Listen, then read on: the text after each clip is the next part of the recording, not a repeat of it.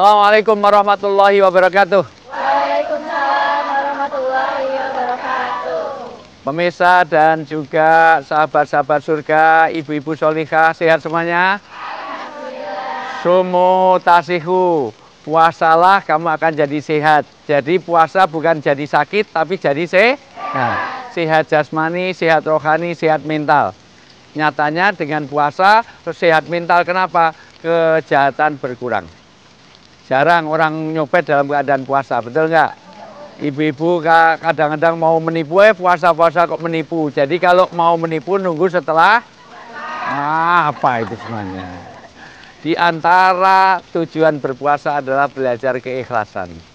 Karena amal itu akan diterima kalau kita beramal dengan ikhlas. Tetapi keikhlasan itu kadang-kadang diganggu oleh keinginan dunia. Karena setan menggoda kita dari berbagai arah.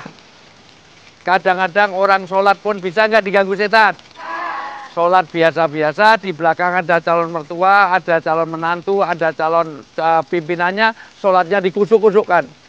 Biasanya trikul, kulhu, kulau, ini sabi isma, latakal, bakoroh. Kadang-kadang bacanya dibagus-baguskan, bismillahirrahmanirrahim. Kenapa? Karena di belakang ada calon mertua. Orang sedekah bisa nggak dipamerkan? Sedekah biasa-biasa, minta difoto, minta sertifikat, itu diulangi karena blitnya nggak nyala. Orang haji umrah bisa nggak dipamerkan? Bisa. Demikian juga puasa nggak bisa dipamerkan. Itu kurus banget, berarti sering puasa. Enggak, itu kurang gizi. Itu gemuk banget, berarti jarang puasa. Kalau itu iya, kayaknya ya itu sebenarnya. Jadi puasa, semua setan bisa menggoda. Demikian juga kita berdakwah. Orang ceramah, orang dakwah, orang bermedsos, awalnya untuk konten dakwah. Tapi kalau sudah ada keinginan dunia, pengen disanjung, pengen dapat harta, pengen dapat follower, maka jadi berubah. Sebagaimana Allah berfirman dalam surat An-Nisa ayat 142, tolong dibacakan. Dengan menyebut nama Allah yang Maha Pengasih lagi Maha Penyayang. Sesungguhnya orang munafik itu hendak menipu Allah, tetapi Allah lah yang menipu mereka.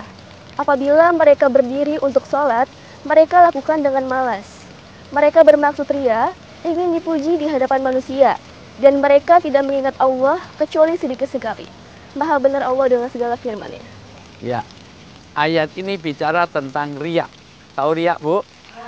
Riya adalah beramal untuk dipuji manusia. Padahal kita beramal hanya untuk Allah.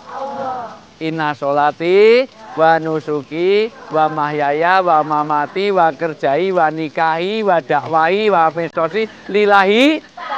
Bukan untuk cari bukan untuk cari popularitas, bukan cari followers. Tapi kadang-kadang kita ini salah niat. Kita beramal untuk agama, tapi kadang-kadang untuk cari duit. Maka itu jadi salah. Maka ayat ini diingatkan. Jangan sampai kita seperti orang munafik, sholat saja malas. Kedua, apapun ubahnya, apapun yang dia lakukan hanya untuk manusia. Maka kadang-kadang orang munafik dulu sholatnya nggak pernah datang di sholat sholat subuh dan sholat isya. Kenapa? Karena masjid Rasulullah waktu itu belum ada lampu penerangan, maka gelap, toh orang nggak lihat. Nah, maka orang yang malas beramal dan amal hanya untuk manusia, itulah riya.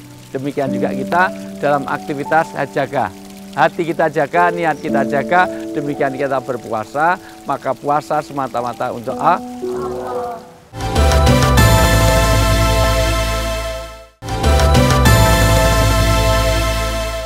Betapa pentingnya amal dengan ikhlas, sampai-sampai amal ibadah saja nggak diterima kalau ada niat yang salah.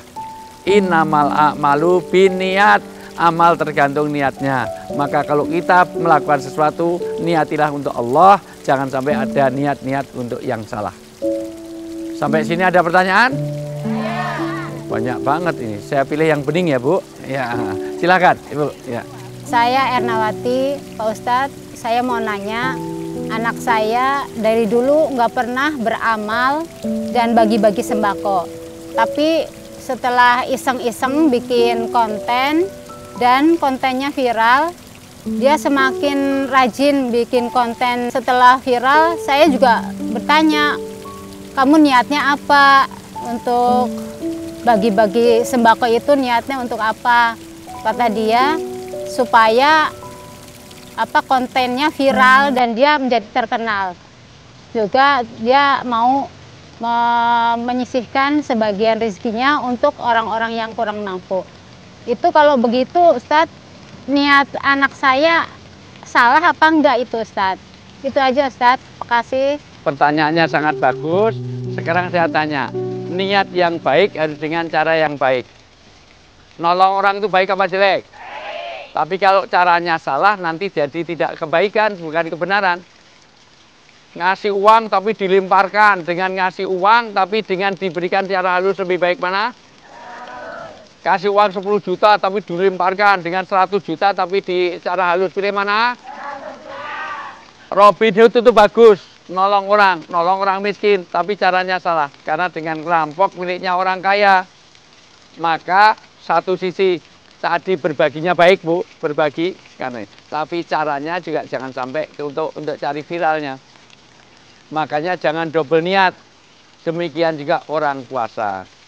Puasa itu semata-mata niatnya betul hanya untuk Allah, betul? Nawaitu soma watin. Lillahi ta'ala kan? Orang itu berpuasa karena untuk Allah. Perkara efeknya apa itu bonus. Jangan sampai tujuannya ke situ. Jadi kalau ditanya orang puasa apa? Karena kewajiban. Maka koreksi sebelum beramal. 1, sebelum beramal. 2, ketika beramal. 3, setelah beramal. Karena kadang-kadang sebelum beramal kita semangat. Dalam beramal kadang-kadang setan menggoda. Lebih sulit lagi setelah beramal. Kadang-kadang setan menggoda, kita sudah nolong orang, tapi tiba-tiba ada orang yang, apa ibu nggak pernah nolong? Akhirnya kita muncul. Itu semuanya majelis taklim itu, seragamnya. Siapa yang beliin? Kalau nggak ada dia juga, kalau nggak ada saya, sudah nggak jadi apa-apa. Maka tadinya ikhlas, ternyata di akhir setelah amal, dia ada godaan. Maka, sekali lagi, amal kebaikan itu ditentukan oleh niatnya dan caranya. Semua amal kebaikan bisa sampai kepada Allah kalau niatnya ikhlas karena Allah. 2 caranya sebagaimana yang ditunjukkan oleh Rasulullah. Niat menjadi penentu amal, tapi lebih penting lagi niat dan cara melaksanakan niat itu. Assalamualaikum warahmatullahi wabarakatuh. Waalaikumsalam warahmatullahi wabarakatuh.